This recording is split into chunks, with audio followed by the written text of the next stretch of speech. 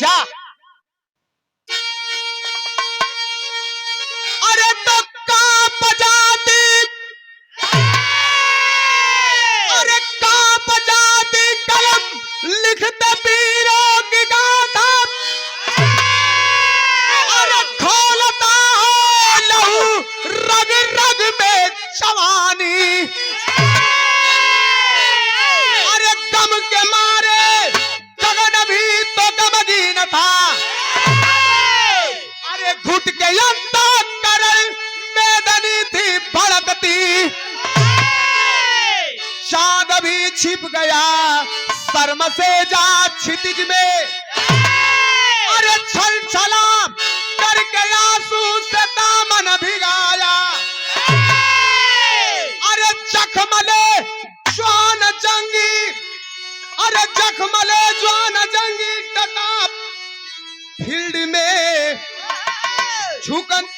झुक न सका वतन को, वो सबको झुकाया।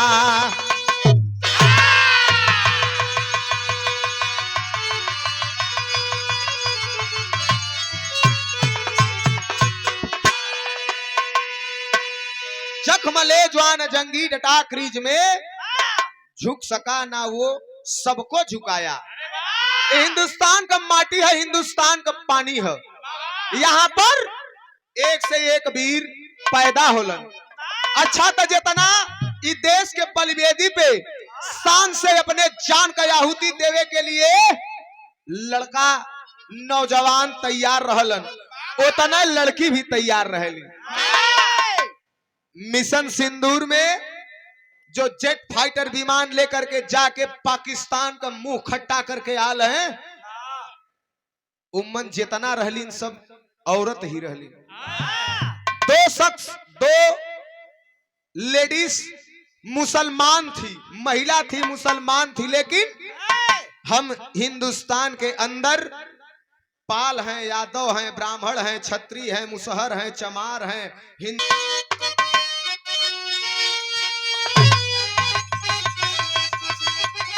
आए है कोई कौवाल, मारे कौवाल। हाँ ये हर कौवाल मान ला, हर कौवाला, हर खजुआला। खजुआला मट्टी के तेल काहे ना उमन लगाला। हाँ ए भैया, कोई शख्स अपने परवरदिगार से कहता है क्या, हाँ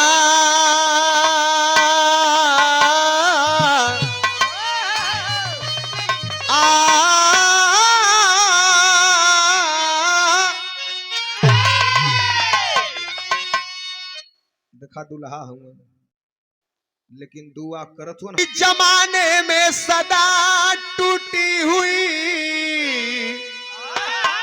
तस्वीर बनती है, तेरे दरबार में फूटी हुई तकदीर बनती है।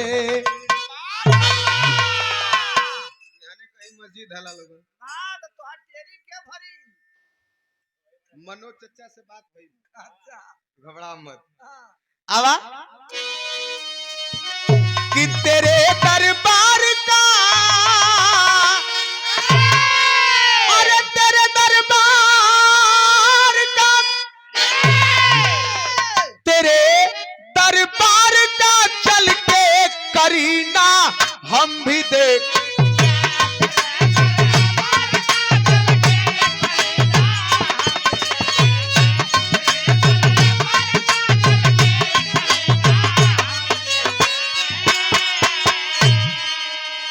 अगर मर्जी हुई तो मालिक मदीना हम भी देखेंगे। आवा मटरू भैया, भाव में कहना होता, हिंदुस्तान की आवाम कहती है, हिंदुस्तान की आवाम ललकार के कहती है। ये लाइन हमारे इंडियन आर्मी जवानों के तरफ से है। क्या कि अगर तुम अरे अगर तुम एक मारोगे,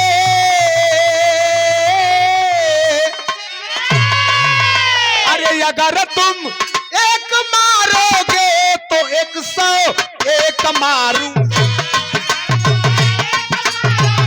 तो 101 मारूंगा।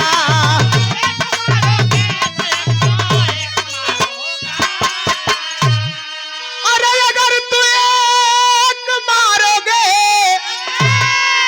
तो 101 मारूंगा, 101 मारूंगा।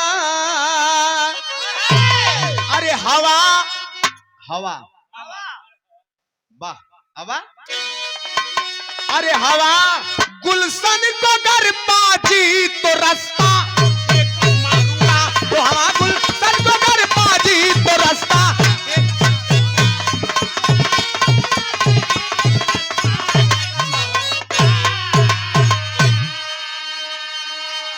अरे चिंगारी थी मगर वो बन गई अब सोला है।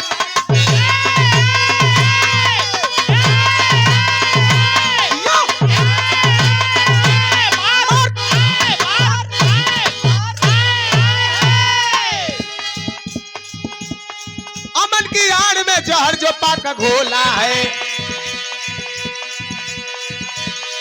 एक एक पाई का हिसाब चुकाना होगा। क्या है मनसा तेरी जग को पता ना होगा।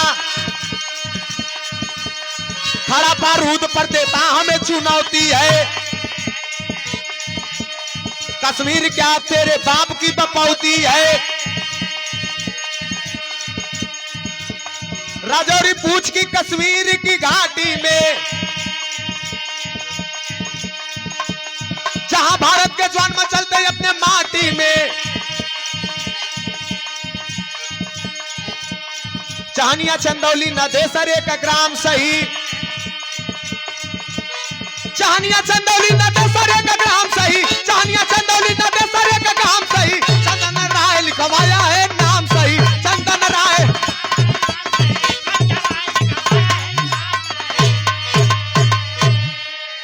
ए भैया, हिंदुस्तान बार बार सवाल करता है, कश्मीर तुम्हारे बाप की है, बाप से पंगा ले रहे हो, बाप से पंगा लेते हो, अपने खुद अपने खैले के ठिकान नहीं है।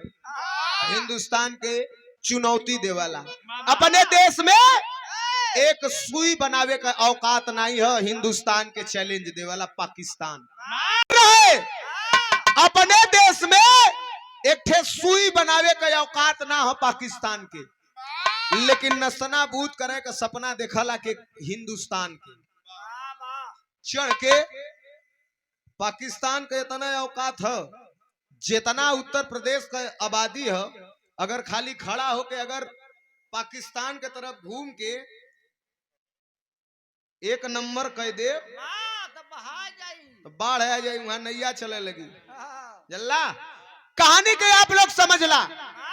कश्मीर के पुंछ सेक्टर में, पुंछ के घाटियों में, वादियों में हमारे देश के जवान मचलते हैं और 24 घंटा लेके हथियार भारत माँ के आन बान शान अस्मिता के लिए जागलन।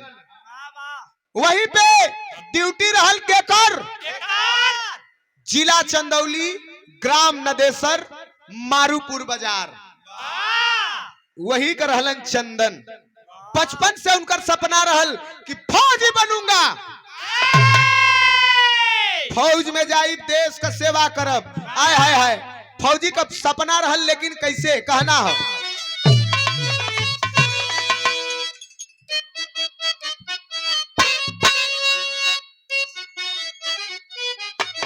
आय हाय, तर्ज बढ़िया हो, खाली तनी से बता देते कि अरे महुअनियन मत मातल, महुअनियन मत मातल, गोरिया नैन तोहार हो, महुअनियन मत मातल, गोरिया नैन तोहार।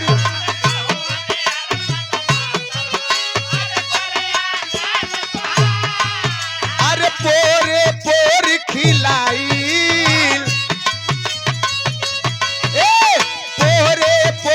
खिलाइल खिल के भैलू कचनार हो।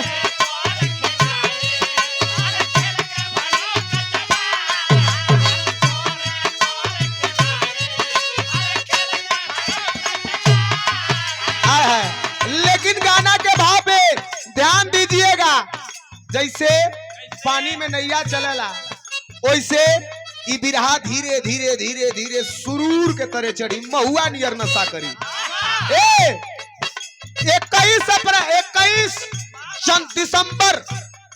21 दिसंबर के जन्म भयल रहल चंदन के, लेकिन बचपन से हौसला का रहे, बचपन से चंदन चमके,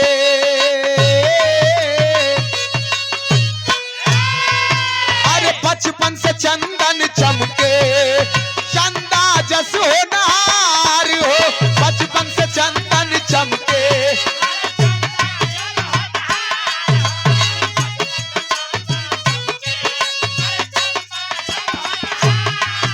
स्कूल कॉलेज में सबसे, स्कूल कॉलेज में सबसे आगे रहता होशियार हो, स्कूल कॉलेज में सबसे।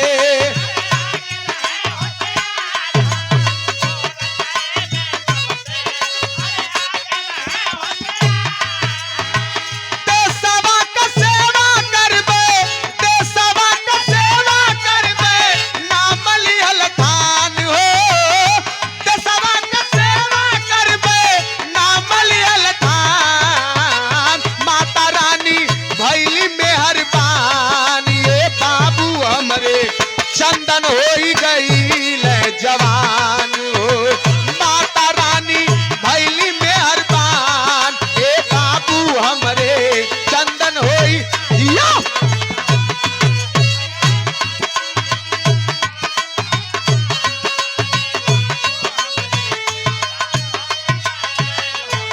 ए भैया, जटाधारी इंटर कॉलेज से पढ़ाई करके तैयारी करत हवन, और जहां भर्ती हो वहां जाके लाइन लगा ले। माई के कृपा भयल, एक दिन गोरखपुर में छुट्टा भर्ती रहे, वही में जाके लाइन लगौले हुए, हर चीज में पास हो गईलन। माई भगवती के कृपा से फौज में भर्ती हो गईलन। आए है कहना है, अरे करल पढ़ाई साथे,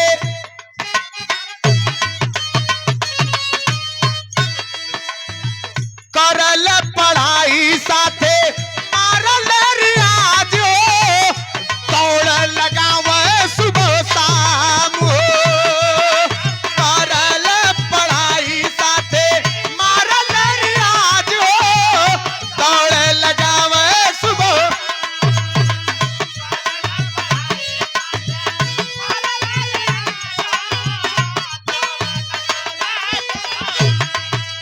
सत्य प्रकाश बाबू खेतिया में खाट दिन रात हो,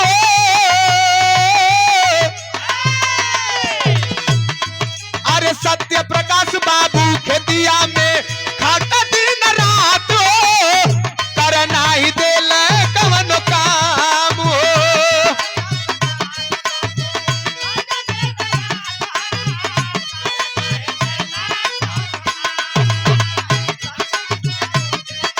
वाह,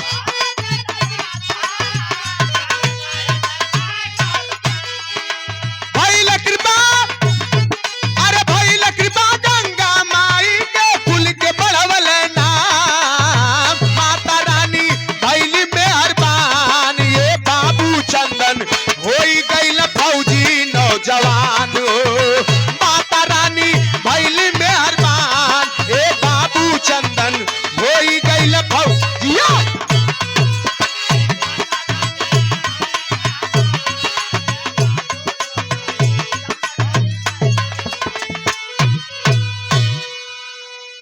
ए भैया, 21 फरवरी 2011 गोरखपुर में छुट्टा भर्ती रहा, कौनो कपोल कहानी नहीं है, गूगल पर आप लोग देख सकलन।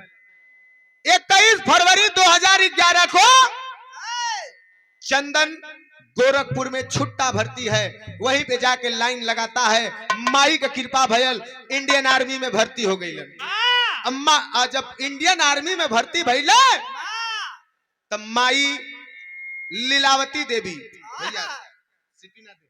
माता लीलावती देवी, पिता सत्य प्रकाश बाबूजी और भाई मोहित और 2 बहन रीना और पूजा बहुत खुश हैं कि सपना साकार हो गया, लेकिन बाह मैं सलूट करूंगा चंदन को, जौने समय देह पे वर्दी सजल हो तो एक ठे कसम खैलन। का खैलन भैया? बिरहा का देखा एकदम ही पेवर हो। आवा ई लाइन हमारे हर फौजी देखा जकरे घरे का भाई या लड़का फौज में हुई हन, उनकर ही दिल कही का कही लाइन पे ध्यान दिया। आवा तरज है कि आवा ये फूल गेना टोलावतनी देनु। ए अरे कसम खैले जवान हो, ए अरे कसम खैले जवान हो, जाई कैसे जान हो।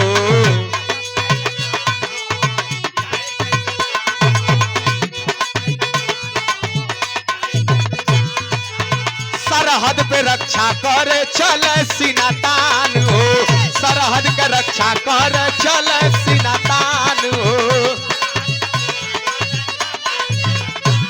ए कसम खैले जवान हो, जाई कैसे जान हो, सरहद के रक्षा कर चल सीना तान हो। ए राजेश भैया फौजी लोगन कहत हुआ, अरे के करा जंगी में,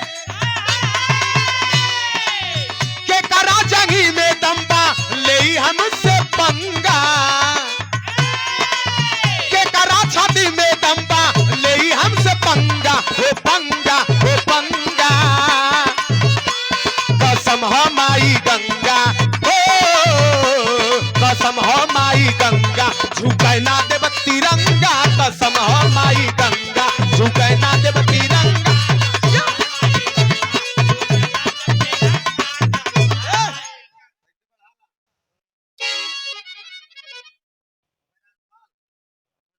आदरणीय आप अभय राजपाल, आपके कर कमलों द्वारा 51 रुपया।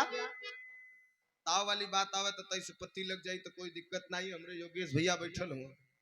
ये आदरणीय आप पाल बिल्डिंग मटेरियल प्रोप्राइटर शिव पूजन पाल। ए कसम खैले जान हो, चाई कैसे जान हो।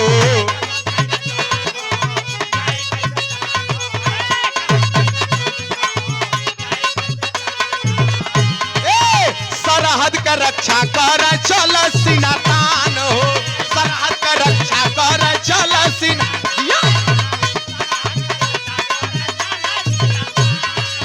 कसम खैले जान हो, जाई कैसे जान हो, सरहद के रक्षा कर चल सीना तान हो। के करा छाती में दम्बा ले हमसे पंगा, के करा छाती में दम्बा ले हमसे पंगा, हो पंगा हो पंगा। कसम हो माई गंगा, हो कसम हो माई गंगा, झुके ना देव तिरंगा। कसम हो माई गंगा, झुके ना देव तिरंगा।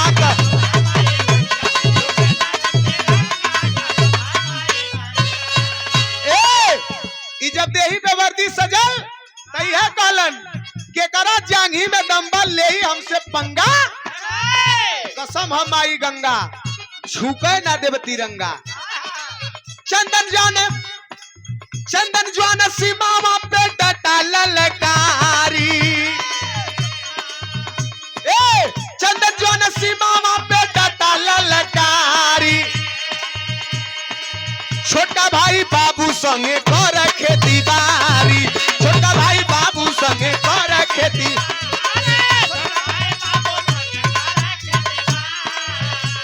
ए भैया एक भाई देश के बॉर्डर पर देश के आन बान शान के लिए तैनात है, और दूसरा भाई गांव में खेती बाड़ी करत हुन बाबूजी के साथ। लेकिन कहना हो अंग अंग तूफान हो, अंग अंग तूफान हो, दिल में स्वाभिमान हो।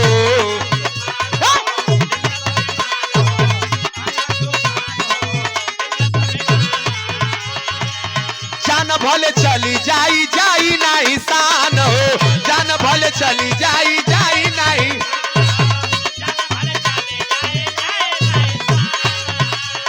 अरे सरहद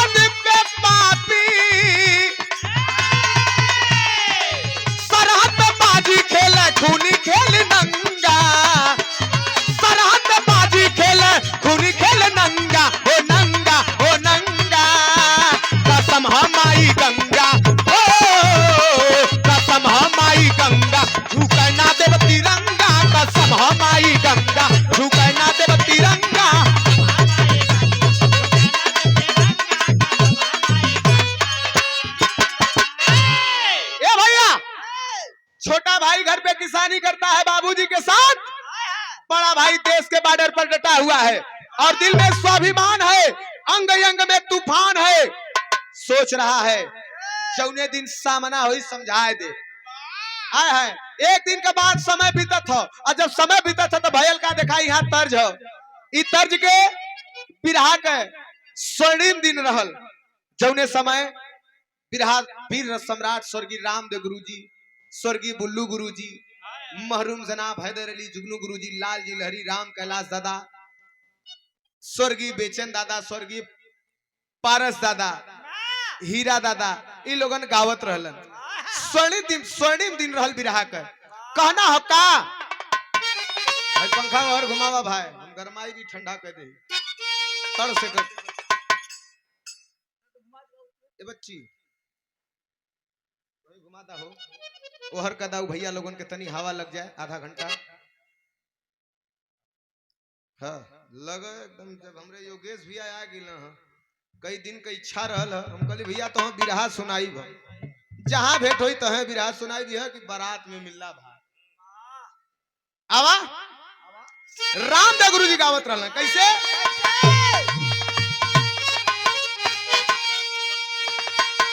अरे तपिया परदेसवा नवावा अंगनावा।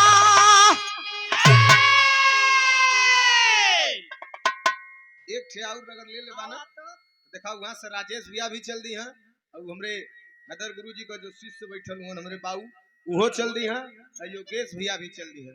एक पत्ती बढ़ाला तब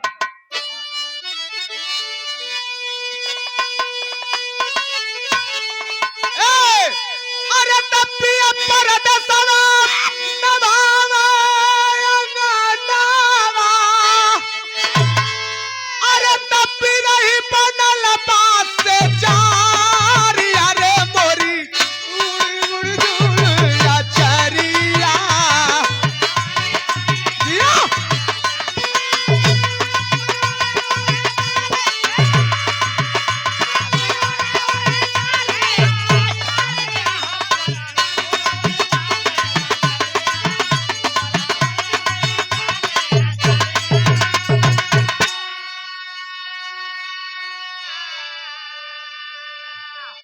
चलन कोनो दिक्कत नहीं है, अपने मेहनत से करल रहा देबा करी है इनाम आगे पीछे। आवा ए भैया चंदन का ड्यूटी कहाँ लगल हो? कश्मीर के पूंछ सेक्टर में ड्यूटी लगल है, लेकिन कहाँ पे? जहाँ वायरलेस जहाँ पे लगल रहला बंकर में, वहीं पे उनका ड्यूटी लगल हो। अब भयल का अरे तो वायरलेस सेट पे लगल राटी। अरे तो 20 जनवरी करा दिया हो जा घात लगवल रह घतिया।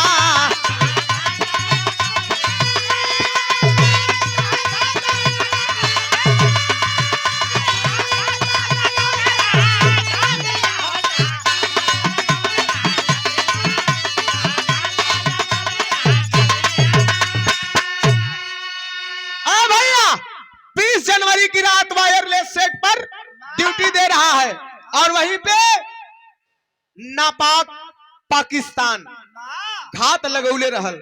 यहीं पर कुछ जवान है मारना है। आए है नापाक इरादा पाकिस्तानियन के। और तब तक एक काम कैलन कुल का अरे वायरलेस सेट पे है घंटी सुनाई। अब बात कर चंदन रिसीवर उठाई।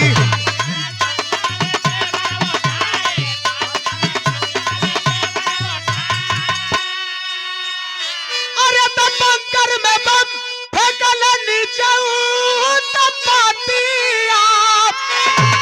अरे तो चंदन के उड़ल कन पाटिया हो जा घातिया।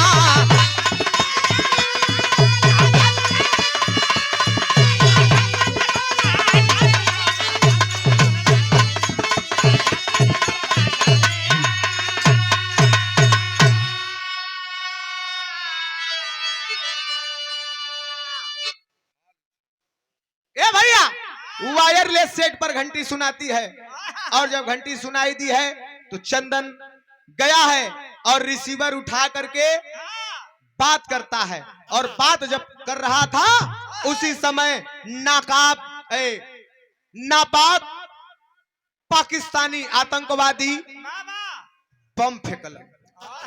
बम आइल, बम एक दरवाजे से लड़ल है, दरवाजा से लड़के चंदन के पास टेबल रहे, उस टेबल में लड़के फिर आए के एकदम दुआरी के पास फट गया। जब बम फटल तो वो बम का एक टुकड़ा बहुत तीव्र गति से आती है और चंदन के दाहिने कनपटी के पीछे की तरफ से छेदत आर पार हो गई।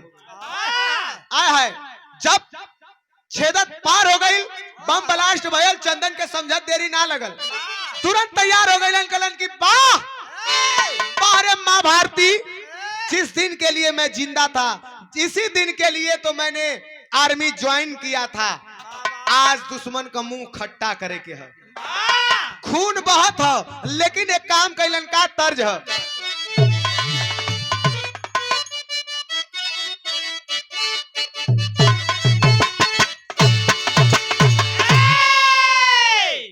बिरहा अब तो बदल गल है, तो बिरहा एक ठे लेडीज एक ठे जेंट्स को हो गल है, लेडी लेडा का। नहीं तो बिरहा जब रामदेव गुरु बुल्लू गुरु का हो तो बिरहा लड़ाई के गवाए। हाँ हो, भूमिका का काट भूमिका, टेरी का काट टेरी, पहपट का काट पहपट, बात का काट बात, और बिरहा का काट बिरहा से। बुल्लू गुरु बड़ा लहाई के कहे, अरे मुन्नो अरे सावरी अरे जोगिया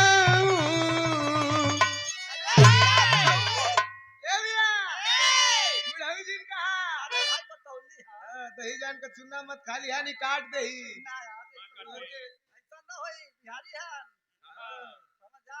हम जाना थी बिहारी है तो यार तू लोग छैबा कहे से प्रेमी होलन उकर पर्दे में है, हाथ खाली देखा समझ जीबा खुद है। ए भैया बुल्लू गुरु बड़ा प्यार से कहे कैसे कि खाई गईलू तो के ना कहते तू का ताकत हो अब भैया कुछ बोला मत मार दी है। आजकल इन्हें सिंह जाम गल है, 12 सिंहा हो गल है।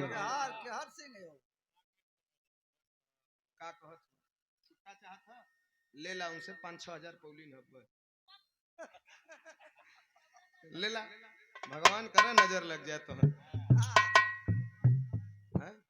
हमरे पहले कहा में तो केहू इनामे ना दे, हम तो चुपचाप गावत है। इनाम तो तुम लोग देना है, दुल्हा देना है, बरतिहा देना है, दुल्हा का बाऊ देना, बारात मलकार सब के हुआ के दे देला। हम भाई बनारस से आल है, बेचारा आदमी है, चुपचाप गायब चल जाए। नहीं तो तू खुदे बार बार ललकारत हो, मार दे 12 सिंहा हो गल हो ना हस तो बिहाने छुट्टा ना रहल तब बताई। ए भैया बुल्लू गुरु बड़ा प्यार से कहे कैसे कि अरे खाई गईलू अरे खाई गईलू कि खाई गईलू लंगड़ो दाम खाई गईलू लंगड़ा दिया दिया अरे जागा जागा भोले बाबा भगवती माई। एक लाइन और कहे ए गोरिया अरे सुखी गईला हाँ सुखी गईला अरे सुखी गईला गालावा का जाम दाम ये बुल्लू गुरु का है। लेकिन रामदेव गुरु जी यही के बदल के कहा का अरे हम मजनू का यार प्यार सिखलाई गए गोरी, हम मजनू का यार प्यार।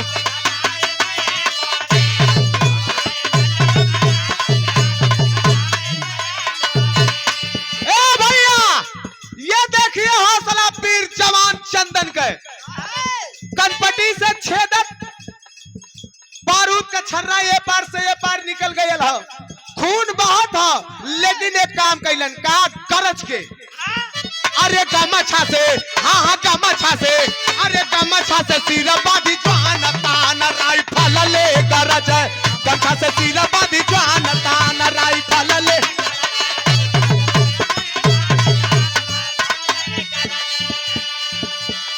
पास में रखले रहला एक ठे गमछा, वह गमछा उठौला जहां से खून बहत रहे ओके बांध देला, कस के बनला या निकाल के AK-47 तरतर तरतर लड़े लगला, कहला जय मां भारती। गरजत हुवन अकेला शेर। ए कितना देरी लड़ला? अरे 3 घंटा चंदन, अरे 3 घंटा चंदन का डंडी के समरिया,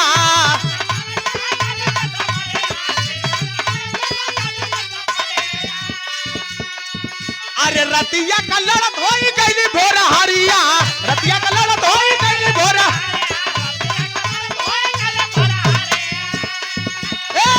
अरे चला हंसी, अरे चला हंस पिटल सुजान तान राइफल ले कर जाए, चला हंस पिटल सुजान तान।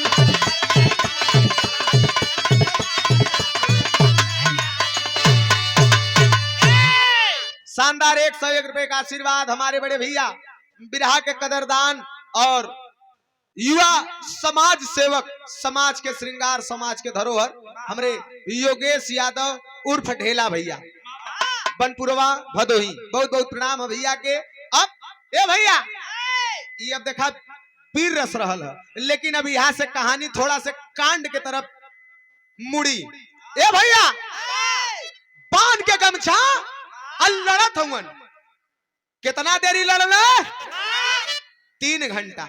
राती का लड़ाई शुरू हो और 3 घंटा खूब तरतर तरतर तरतर तरतर लड़त हुआ, लड़त लड़त लड़त लड़त जब भोर भयल हो और तब तक भोरे में इंडियन आर्मी फोर्स आकर के छप जाती है और मार के आतंकवादियों के ढेर कर देलन।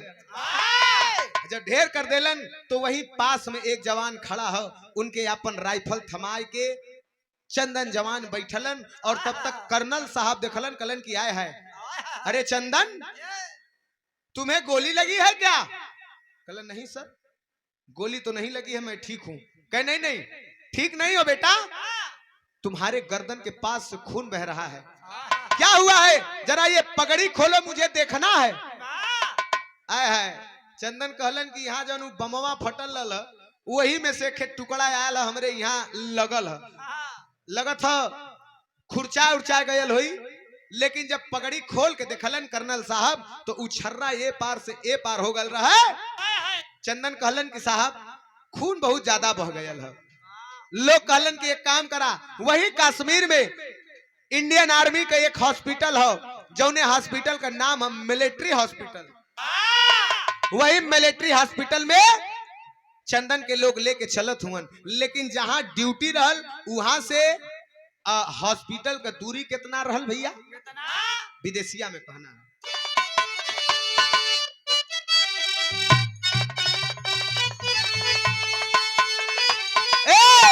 कि 125 किलोमीटर की दूरी गम डगारिया हो,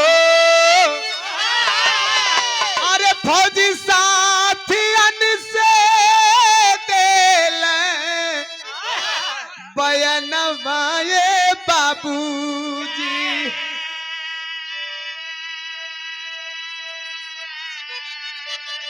सवा 100 किलोमीटर 125 किलोमीटर की दूरी है, लेके गाड़ी से जवान लोग चलल हुवन और रास्ते में खून ज्यादा बह गयल हो। चंदन के लगत हो कि हमार जान लगत हो बची उची नहीं। पास में बैठल एक जवान फौजी जवान से चंदन कहता है क्या कि लागता कि बचब नहीं, अरे लागता कि बचब नहीं, फसताल करिया हो, अरे माई बाबू से कही दिया बयनवाए बाबूजी।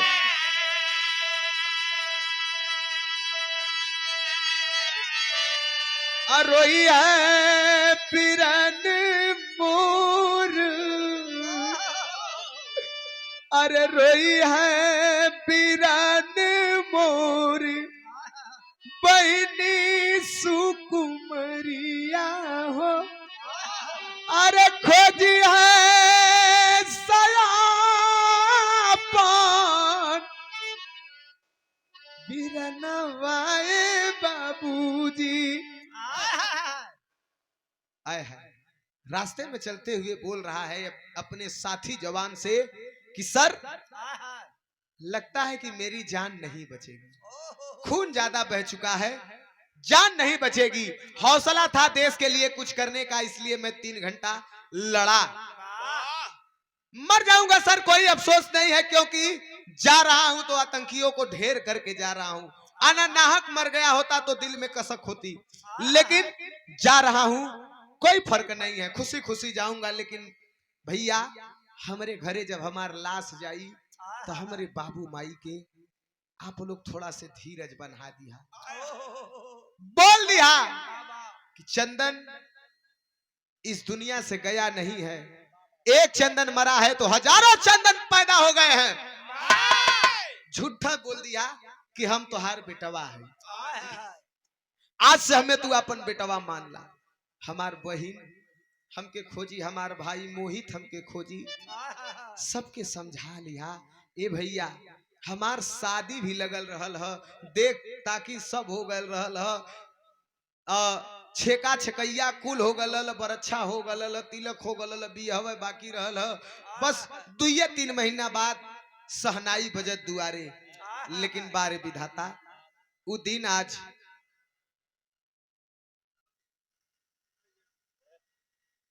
बतिया लेवेदा आराम से, वो जरूरी है बतिया ला भैया, हमार जरूरी ना है। काहे कि एक जवान देश पे शहीद हो गल होकर का बात है। ऐसे ही रामनगर रामलीला होत रहे, कुल आदमी योगेश भैया कहत हो कि बोला सियापति रामचंद्र की। आप लोगन 2-3 जाने रहना, बुढ़ऊ दादा एक किनारे सुरती बनावत फोन कहना कि यार आज दूध का भाव चलत है। चुप रहा यार, हमार तो भई से लड़ाई गई है।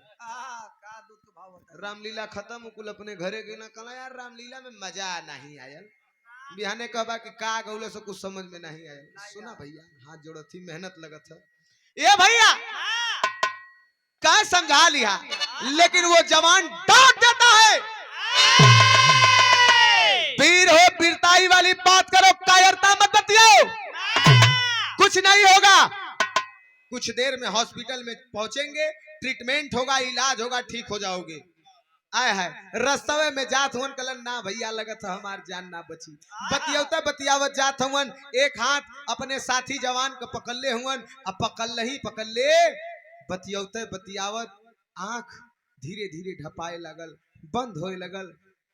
जवान हौसला देता है कि जवान आंखें बंद मत करना भाई, आंखें खोल के रखो, हौसला रखो, आंखें बंद मत करना, थोड़ी दूर और है हॉस्पिटल, हम लोग पहुंच जाएंगे, तुम्हारा इलाज हो जाएगा।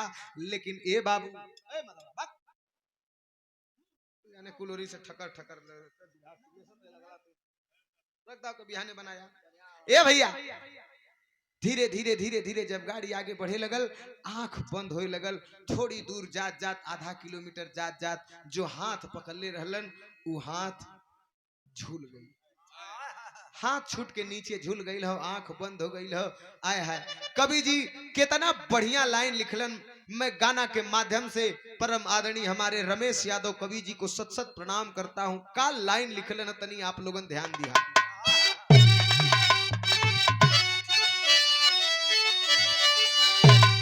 अरे गुलशन से, अरे गुलशन से नाता तोड़ी जिंदगी, हाँ अरे गुलशन से नाता तोड़ी जिंदगी, अरे सांसें बंद हुई दुनिया से मुख को मोड़ी, सांसें बंद हुई दुनिया से मुख को मोड़ी, गुलशन से नाता तोड़ी जिंदगी। सदा सदा के लिए वो जवान भारत माता के गोद में सो जाता है, पास में बैठा जवान आंख बबूला होकर के तमतमा के बोलता है, बहुत सह चुका हूं मैं अपनी तबाही, बहुत सह चुका हूं मैं अपनी अपनी तबाही, अब ना मैं किसी से दूंगा दुहाई। समय आ गया हूं सच कहता चेताई, ये लाइन पूरे देशवासियन के लिए हो। समय आ गया है सच कहता चेताई, अरे ईट से ईट अब तुम दो ना बजाई। शेर अगर शेर हो तो लड़ो शेर जैसा, अगर शेर हो तो लड़ो शेर जैसा, 5 रुपयों के पीछे लुटाते हो पैसा। फाड़े के टट्टू की औकात क्या है, मर्द हो तो मुकरते हो कैसा। कलन की बहुत सह चुकली, कितना दिन हमारे भाई लोगन का जान का आहुति जाई। अरे सर क्यों ना हम लोग ईट से ईट बजा दे, क्यों ना नस्तनाबूद कर दे।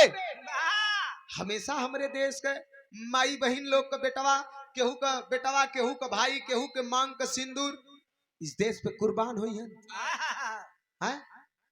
फाड़े का टट्टू नापाक पाकिस्तान चाइना से मदद ले ही हिंदुस्तान का भी गलती है।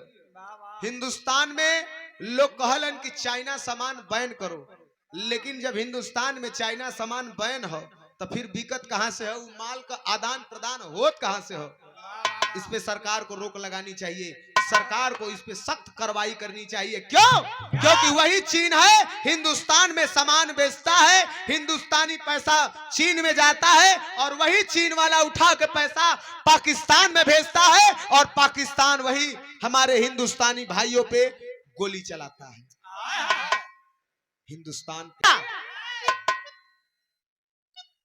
कब तक हमारे देश के जवान अपने जान की आहुति देते रहेंगे, लेकिन तिरंगे में लपेट करके ससम्मान के साथ ताबूत के अंदर बंद करके जौने समय शहीद चंदन के पार्थिव शरीर बाबतपुर बनारस लाल बहादुर शास्त्री हवाई अड्डा पे उतरल और वहां से गाड़ी में लोग रख के बनारस होते हुए चंदौली जिला की ओर बढ़े लगलन। जंगल की आग की तरह यह खबर पूरे देशवय में छाए गया। कोई मोमबत्ती जला करके श्रद्धांजलि दे रहा है तो कोई मौन होकर के श्रद्धांजलि दे रहा है, कोई जवान के शहादत पे दुखी है, आंसू बहा रहा है। तमाम मोर्चा दियायल नारा लगत रहल, हिंदुस्तान जिंदाबाद पाकिस्तान मुर्दाबाद। आए है ए भैया, जवान के जौने समय पार्थिव शरीर पहुंचल चंदौली जिला ग्राम नदेसर मारूपुर अपने पैतृक आवास पे आए है, माई बाबू के तो खबर मिल गल। माई छटपटाए के रोवत है, देखा रोवत कैसे है, माई रोवत है कैसे।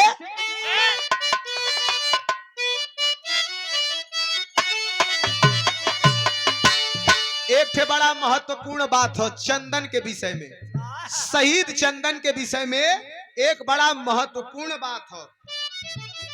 21 दिसंबर 1992 में पहली सांस मतलब जन्म ई धरा पे अवतरित भइलन 21 दिसंबर 1992 में और 21 फरवरी 2011 फौज में भर्ती भइलन, उनके मन का लालसा पूरा भया। और 21 जनवरी 2018 में अंतिम सांस।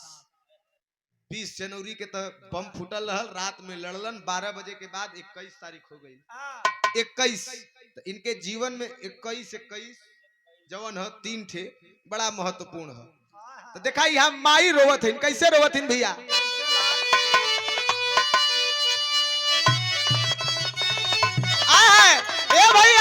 इतना भैया बाबू लोग हुआ केहू के जवान बेटवा का पार्थिव शरीर लाश आए के दुआरे पड़ल हो।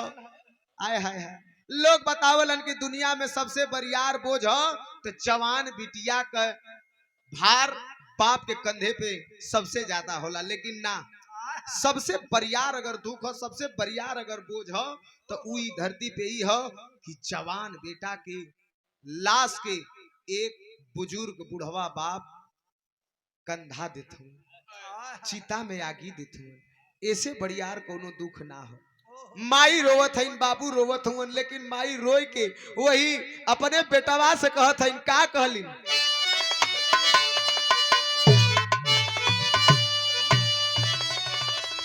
ए अरे माई, अरे माई रे,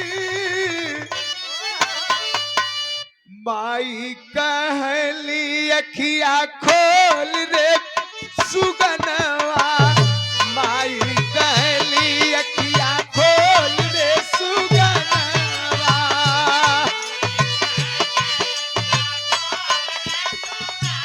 ए अखिया के खोल कुछ बोल रे सुगनवा,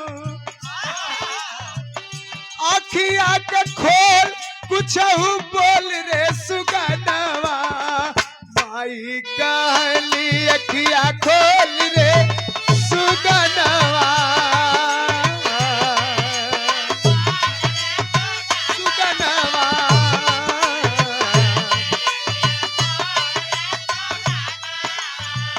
ए लाल, ए बेटा, ए भैया, ई बचपने का जिद्दी है।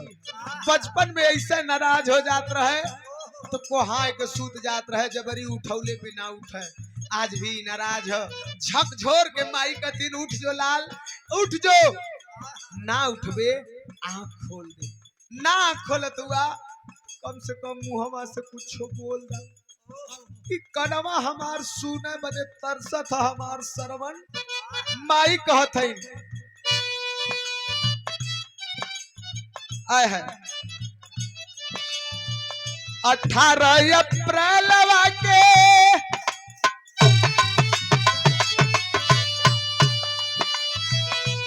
आंख में आंसू आवे का कारण हमने समय वो जवान शहीद भल ललन। उस समय हम भी वहां पे मौजूद रहली। अपने गुरु बिरहा सम्राट फिल्म अभिनेता विजय लाल यादव गुरु जी के साथ वहां पे रहली। ई सीन हम आंखी से देखले रहली, करेजा फटत रहल भैया हमार तो बतावत है, लेकिन वो दिन जो सीन रहल उ देख के करेजा फटत रहल। 7 घर दुश्मन अगर रहल हुई है तो उन्होंने यह कहत रहलन कि का भगवान बजर गिरा देला, भगवानो कबो कबो बड़ा अनर्गल कह देवला। माई रो के कहलिन बिहवा नियर आयल रहल 2-3 महीना बाकी रहे। कहत है इनका 18 अप्रैल के 18 अप्रैल के चढ़ी है के डोली,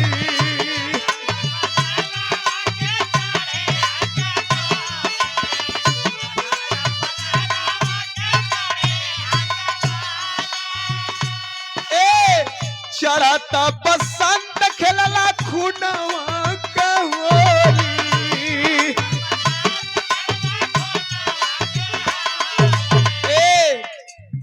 गैला आधा जलवई पे छोड़ रे सुगन, गैला आधा जलवा में छोड़ रे सुगनवा, माई कहली अखिया खोल रे सुगनवा।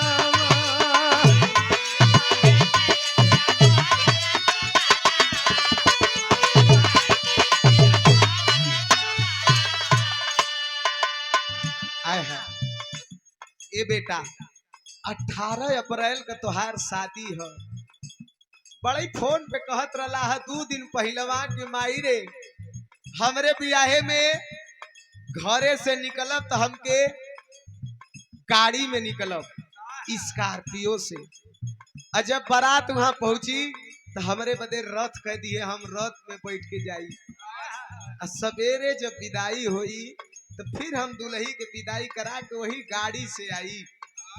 ए बेटा घोड़ी बुक कैले रहली है तोहरे बदे, रथ बुक कैले रहली है, डीजे रहल है, बैंड बाजा रहल है, बिरहिया भी कैले रहली है।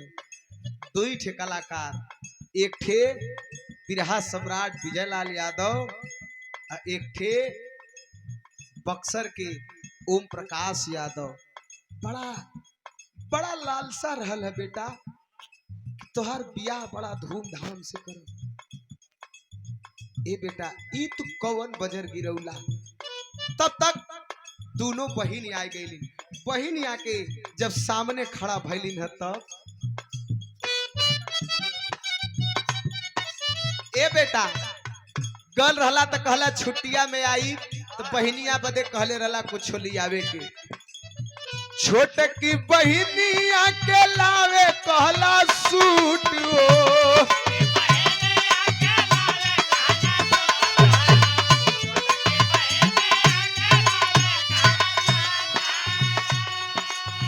भैया बाबू के कहला लेके आई बूट हो।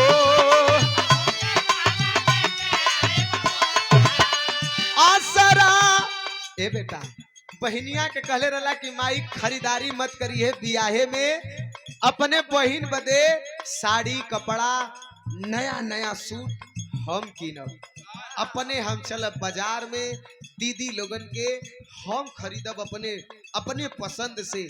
अब भैया मोहित के बाबूजी के कहले रहला कि बाजारे ले चलब, खूब बढ़िया कपड़ा दियाई। हमार बाबूजी सूट के साथ बूट पहिरी है, बूट दियाई। लेकिन ए बेटा अरे असरा में देहला जहर घोल रे सुगनवा। असरा में देहला जहर घोल रे सुगनवा। माई कहली अखिया खोल रे सुगन। सब जहर कह दे, क्षण भर में सब खत्म हो गया। अब के डोली चढ़ी, के लिया के दोनों बहनिन के सूट दियाई, के तोरे भैया बाबूजी के कपड़ा दियाई। कहले रहला कि माई तो के बनारसी साड़ी दियाई, के हमके कौने खुशी में अब हम साड़ी पहिरब। हम का जवाब देबू लड़की के जौने लड़की से तोहार शादी तय रहे। सब दुख तो दुख है भैया, लेकिन विधि विधान के साथ जवान का तिरंगा में लाश लपेट करके अर्थी पे सजाए के जौने समय नदेसर ग्राम से निकल के मारूपुर होते हुए तिरगावा गंगा जी के किनारे बालू रेता में जब चीता सजावल गई हो, तब का भाव आदरणीय हमारे रमेश यादव कवि जी लिखत हुआ का।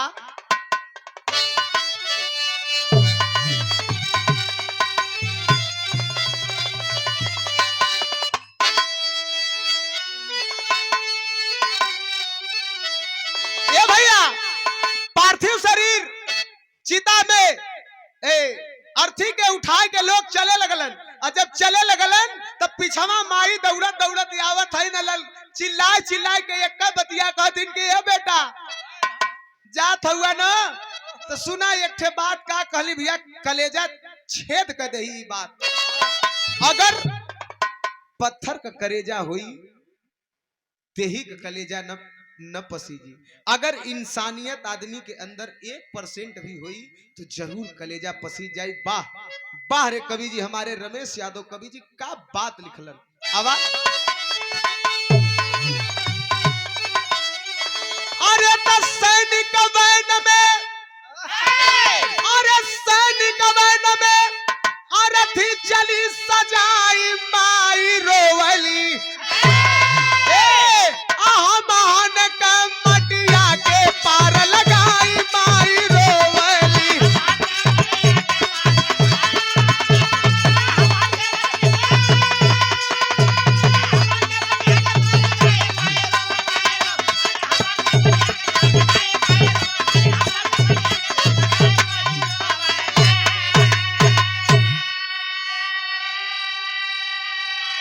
मेहरारू कुल धरत पकड़ा थई, अब पीछवा से माई चिल्लाती लीलावती देवी कि ए बेटा ए लाल अपने तो जात हुआ हमहन के पार के लगाई। यह माई रो रो के कहत है, लेकिन आवाम का कहत हो वहां पे कि अरे अरे जब तक धरती चांद सूरजिया अरे रही गगन में तारा हो, अरे त चंदन चंदन बन गमकेगा अरे जग में नाम तुम्हारा हो।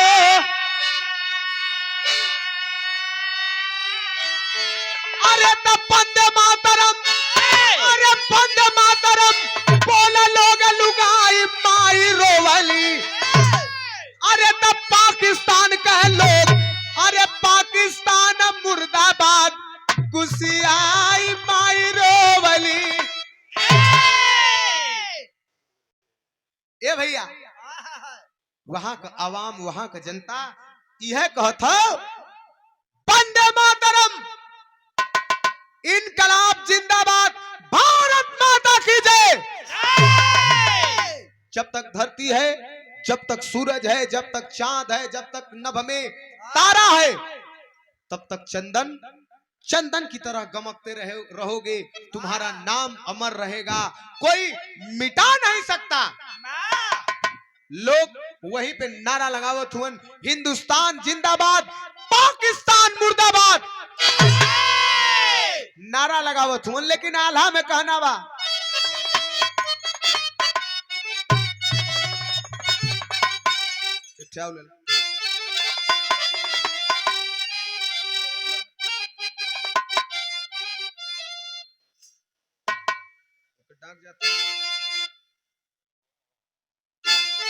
नहीं, नर्मदेश्वर वाला काम ना करे आवा। ए कि अरे पनिया के बिना जैसे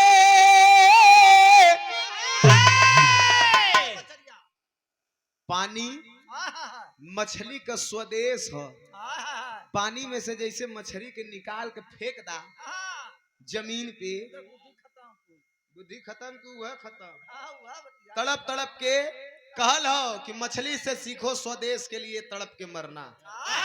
मछली अपने पानी के लिए तड़प तड़प के मर जाले, कैसे?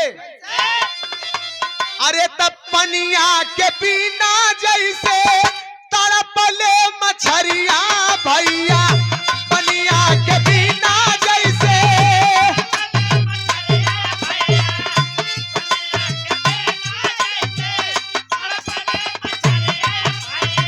वैसा बेटा बिना माई, वैसा बिना बेटा माई बाबू छटपटा।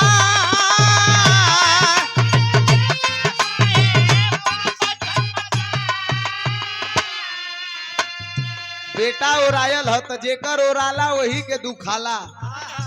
माई बाबू छटपटाए छटपटाए रोवत होन, छोटा भाई मोहित कष्ट खाए के गिर जाए और पिता घाट कोरी बढ़त हुवन, गमछा लेके आंस पोछत जात हुवन, बौरहवा जैसन पागल मतीन चलत जात हुवन। माई दांत काट लगल है, लोग मेहरारू पानी का छिट्टा मार के होश में लियावत है। दोनों बहन के रो रो के हाल बेहाल हो। पूरे आवाम के साथ वहां पर जब तिरगावा घाट पे चीता सजावल गई तो वहां देखा कितना लोग जुटल है। तीन जिलावा के लोग, तीन जिलावा के लोग जुटल घाटवा पे बाबू।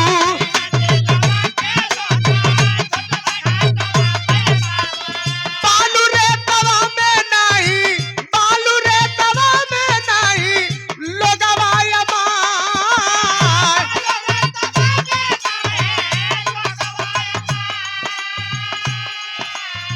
वहां तिरगावा घाट पे गंगा जी के किनारे 3 जिला का लोग विशेष रूप से रहलन। आवे के तो बड़ा दूर दूर से लोग आल रहलन अंतिम दर्शन के लिए, शहीद के अंतिम संस्कार के लिए, लेकिन 3 जिला का लोग विशेष रहलन। पहला चंदौली, दूसरा बनारस, तीसरा गाजीपुर। 3 जिला का लोग विशेष तौर से रहलन। और के रहे मीडिया प्रशासन डीएम, मीडिया प्रशासन डीएम तहसीलदार रहले भैया।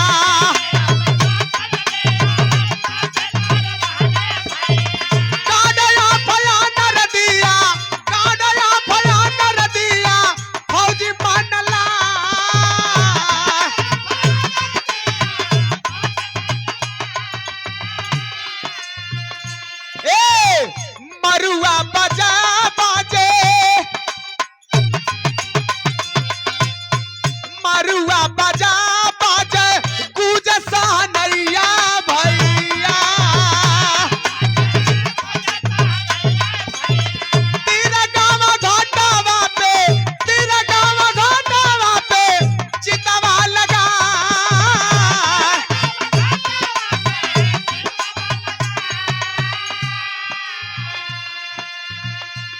लगल हो जवान के, और जे भैया के घरे फौजी हुई हैं उनके पता हुई, जे करे घरे का जवान शहीद होलन, और जब जवान चीता लगाए के अर्थी पे लेटाए जालन और अंतिम संस्कार करे के लिए जब लोग आगे बढ़लन मुखाग्नि देवे के लिए, उस समय हमारे देश के जवान वहीं पे लाइन लगा के कतारबद्ध होकर के खड़े होते हैं और टोपी निकाल के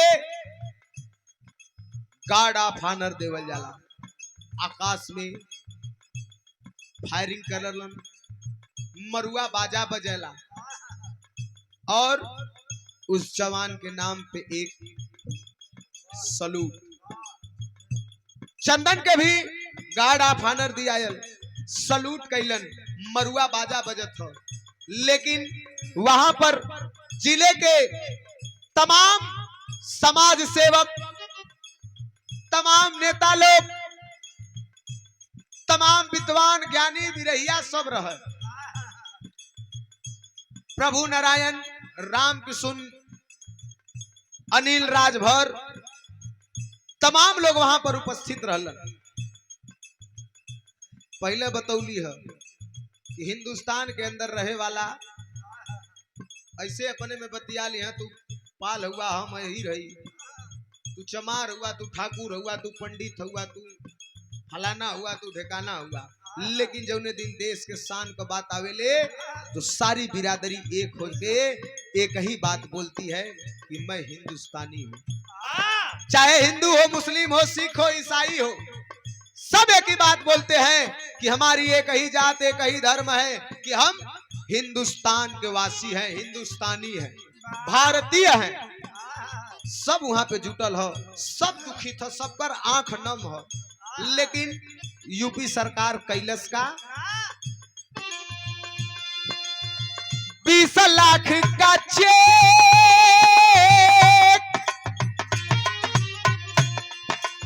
यूपी सरकार भेजले बाबू, और गंगा जी का पुल का नाम चंदन राय तराय, लेकिन 20 लाख रुपया का चेक उत्तर प्रदेश सरकार द्वारा आर्थिक सहयोग। लेकिन ये भैया जेकरे घरे का चश्म चिराग बुझ गए, जेकरे घरे का दिया भी बुताए गई, ओके 20 लाख नहीं 20 करोड़ भी दे दे बात वापस ना आई। और साथ ही साथ तिरगावा बाजार से जो नदेसर गांव के तरफ रास्ता गयल हो, वही जय शहीद चंदन राय स्मृति द्वार एक गेट बनावल गल उनके नाम से। पहले गेट बनल और ओकरे बाद बलुआ घाट जो कि चहनिया से बनारस के तरफ रास्ता जात हो, जालूपुर भगतुआ होते हुए एकदम चंद्रा चौराहे पे, और जो गंगा जी के बीच में पाठ हो, तो ए पार से चहनिया माने चंदौली, गंगा जी के तरफ चंदौली, ये तरफ बनारस। चंदौली और बनारस दोनों जिला के जोड़े वाला जवन पुल है, उस पुल का नाम रखायल शहीद चंदन राय पुल, बलुआ घाट, उ पुल का नाम रखायल। लेकिन यहर का दुख तो यहरे हो, लेकिन एक दुख जवन दुल्ही से बियाह तय भयल रहा है, लाखों करोड़ों सपना सपने रह गए।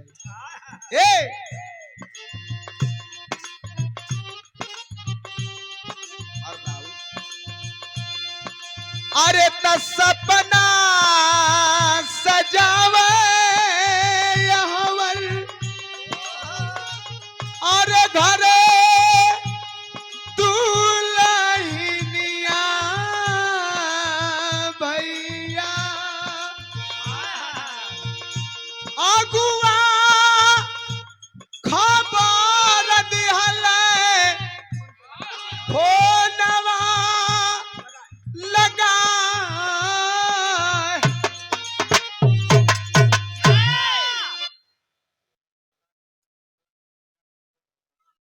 मंच पे यह करना भी कुछ अलग होए के चाहे चाहिए। ए भैया हाँ, अगुआ जो रहल जो शादी तय कैले लगवौले रहलन वो फोन कैलन जहाँ पे बियाह तय रहल चंदन राय चंदन के शहीद चंदन के अजब फोन कैले तो वहां पे शहीद चंदन राय के जो ससुर रहलन फोन उठा के बोलन हेलो बोला हाँ भैया कहा भैया का हाल चाल बा कहला बड़ा दुखित खबर है कहला हाँ खबर लगल है समाचार में देखली बड़ा दुख हो का करी भैया लाखों करोड़ों अरमान सब चूर हो गए एक जवान देश के आन बान शान के लिए शहीद हो गया लेकिन भैया गर्व है मुझे शहीद चंदन पे माँ मरा लेकिन आना नाहक नहीं मरा मार के मरा है इस देश के ऊपर जो गंदी निगाह रखते हैं बुरी नजर रखते हैं उन आंखों को फोड़ के मरा है शहीद हुआ है मुझे फख्र है लेकिन ए भैया है जो ने लड़किया से भी हवा तय है ई लड़किया बार बार हमें जिद करत है कि एक बार चेहरा दिखा देता जीवन में तो साथे ना रहली साथे जीवन बितावे के रहल ना बिता पौली उनके साथे मांग में सिंदूर हमरे ना पड़ल साथ फेरा उनके संगे ना ले पौली बारात लेके हमरे दुआरे ना आइलन बहुत सपना रहल का सपना देखले रहली सब चूर हो गयल तो कम से कम एक बार ले जाए के उस महान शख्स का चेहरवा दिखा दा अगुआ साहब आप का कहत हुआ का करी अगुआ साहब कहला ऐसा बात हो तमाम लोग जुटल हुवन आवा लेकर के दर्शन कराई दा लेकर के बाबू जब उ लड़की के अलन आय हाय हाय हाय छलक गई आंख से आंसू चिता पे लेटल हुवन शहीद चंदन सुतल हुवन डिस्टर्ब मत करा दिल्ली परेशान हुवन तो सुते 10 सीटी दे तू अपन टेढ़ टाढ़ कहला ए भैया उ दुल्हन के आंख से आंसू छलछला के बह पड़ती है गंगा जमुना का धार हो गयल है और वही चिता के पास खड़ा होके उ दुल्हन चंदन शहीद चंदन से कहता का कहलस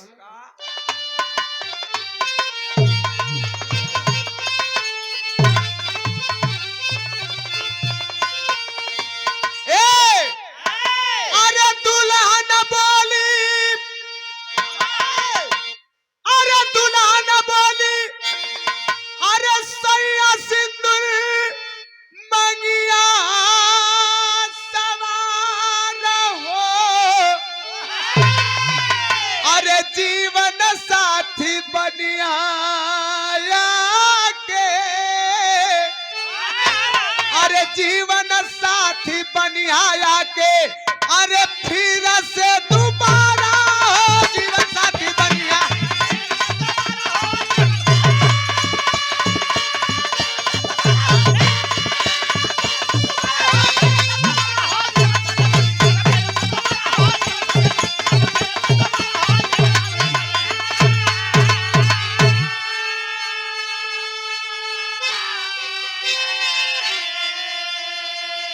दुल्हन बोली सैया सिंदूर मंगिया सवारा हो लेकिन कब जीवन साथी बनिया आके फिर से दोबारा हो ए जन्म में तो निकल गईला दगा दे गईला निर्मोही हो गईला लेकिन सुना अगला जन्म लेके अइहा पति हमार तो ही बनिया ई मांग में दहकता हुआ सिंदूर तोहरे नाम का पड़े यह भगवान से हमार अर्जी है लेकिन ए भैया आज देश में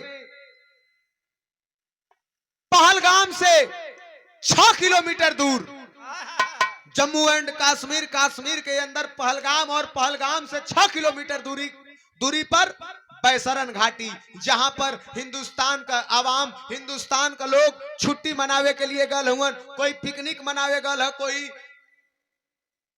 अपने पिता के साथ है कोई पत्नी के साथ है कोई परिवार के साथ है लड़का बच्चा के साथ है वहां पे गयल है छुट्टी मनावत है लेकिन वहीं पर आते हैं आतंकवादी और धर्म पूछते हैं, नीच गद्दार को शर्म आनी चाहिए। कहते हैं कि हमारे पाक कुरान में दोजख लिखा, दोजख नसीब होगा अगर हम इन दो अर्थी भाव रखने वालों को नहीं मारेंगे तो। ज्यादा तहु पे का पता, तहु तो हिंदुस्तानी हुआ, पाकिस्तानी थोड़ो हुआ। ए भैया, हिंदुस्तान के अंदर घुस करके आता है और एक शख्स वहीं पर है, उस बगल में खड़ी उसकी पत्नी भेलपूरी खा रही है, और वहां पे जाके पाकिस्तानी आतंकवादी खड़ा होकर के पूछता है कि क्या मुसलमान हो, क्या धर्म है तुम्हारा, मुस्लिम हो? वो हंसता है जवान और हंस के कहता है कि नहीं भैया, हम मुसलमान नहीं, हिंदू हैं, जात से ब्राह्मण है। और इतना ही बोला है और तुरंत कनपट्टी पर सटा करके गोली मार देता है। वहीं पर वो आदमी ढेर हो जाता है। पास खड़ी उसकी पत्नी दौड़ कर आती है और जाते हुए आतंकवादियों से चिघार करके बोलती है कि अरे भैया, मेरे पति को तो मार के गिरा दिए, इसी लगे मुझे भी गोली मार दो, मैं भी अपने पति के साथ चली जाऊंगी। लेकिन एक आतंकवादी घूमता है और घूम के कहता है कि नहीं, तुम्हें गोली नहीं मारेंगे, जाओ जाकर के अपने प्रधानमंत्री मोदी जी से बता देना यहाँ की सारी दास्तान। घर से इंडियन आर्मी खड़बड़ाई, घुस के अब 100 किलोमीटर अंदर पाकिस्तान में घुस के मार देना लोगन। आज का रात भी लड़ाई जारी हो। तो मंच के माध्यम से मैं कामना करूंगा ईश्वर से कि जिन माता, जिन बहन का भाई या बेटवा बॉर्डर पे देश के लिए लड़त हुए, उन जवानों की रक्षा करना मेरे प्रभु। वो जवान है तो हम हैं और आप हैं। वो जवान सरहद पे मचलती जवानी लेकर के खड़ा है तो हम और आप चैन से हैं। वो जाग रहा है तो हम लोग सो रहे हैं। सत सत नमन करता हूं जो जवान शहीद हो गए और जो जवान डट के मुकाबला कर रहे हैं। मंच के माध्यम से उनको मैं सलूट करता हूं, जय हिंद बोलता हूं। कहना हो एक थे अर्जी हो आज के नेता लोगन से, का अरे सत्ताधारी रंग से बाटी अर्जी हमार हो, अरे अब ना साथ आतंकवादी अनके मार हो।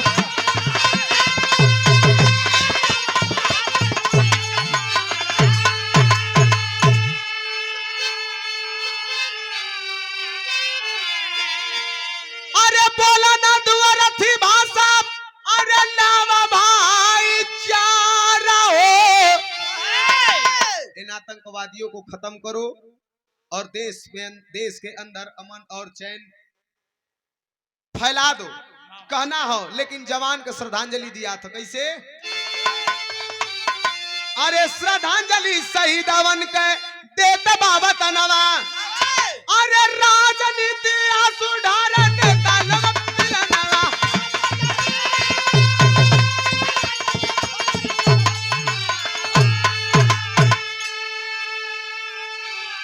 और एक लाइन पूरे हिंदुस्तान वासियों के तरफ से,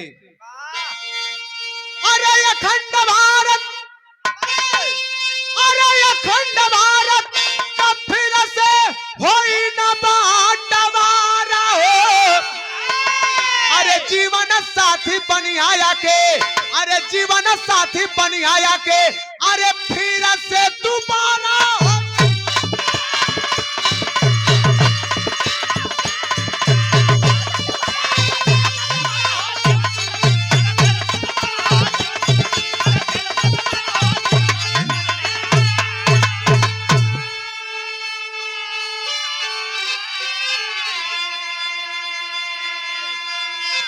गुरु बिहारी, गुरु गणेश, गुरु रामलाल की लीला।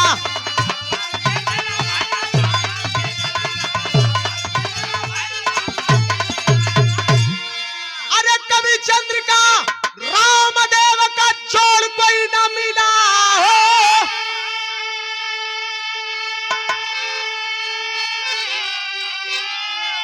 गुलशन से नाता तोड़ी जिंदगी, लाइन पे ध्यान दिया। अरे गुलशन से नाता तोड़ी जिंदगी। विजयी विजयी कवि रमेश प्रमोद की बन गई जोड़ी।